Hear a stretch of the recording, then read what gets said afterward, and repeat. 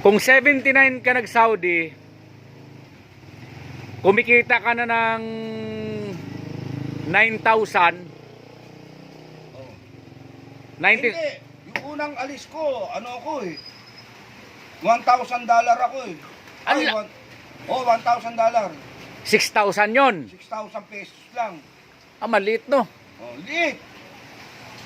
Samantalang, Alam mo, hindi, eh kung $1,000 ka nga, malaki na rin yon, 6,000, ang laki nun. oh, kaysa dito sa atin. Sobrang laki. Oh. Yan magmaneho ng jeep, pinagtatawanan namin ng nasa opisina. Dahil sila, 4 pesos lang sila. Sa isang araw. Oo. Eh kami, ang boundary namin 12 pesos lang. Kukunin namin ng alas 5, alas 4 ang jeep. Uwi ng alas 11. Yan. Oo. Ang pamasahe, gis. Big time ka pala noon. Eh hindi nga. Saudi ko, nakita ko, mag-high school na yung anak ko. Wala, hindi ko kakayanin to. Sa piyerna ko nun. Private pa. Ha? Private. Ano, yung tracking na. Hindi, yung eskwelahan. Hindi. Ano lang, public lang. Nako, wala mangyayari. Ito kasi nag-Saudi rin. Ano? Gaano nga man kabilis ang patakbo mo ng truck sa Saudi? 80 nga lang.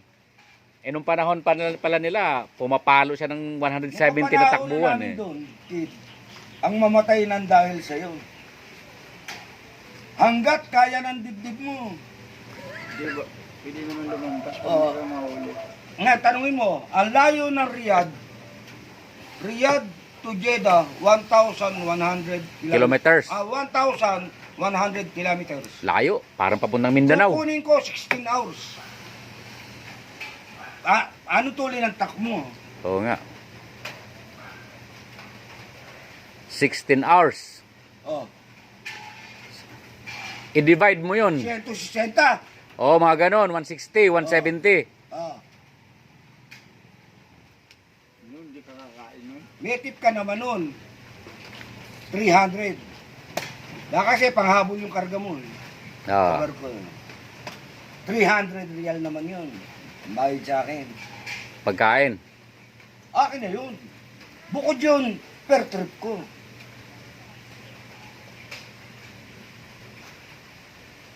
Ang per trip, 150 real. Panggasolina yun. Hindi nauubos yun. Ang sobra doon sa'yo. Eh kasi mura naman doon eh. Magkano ba noon? Nalimutan ko na. Parang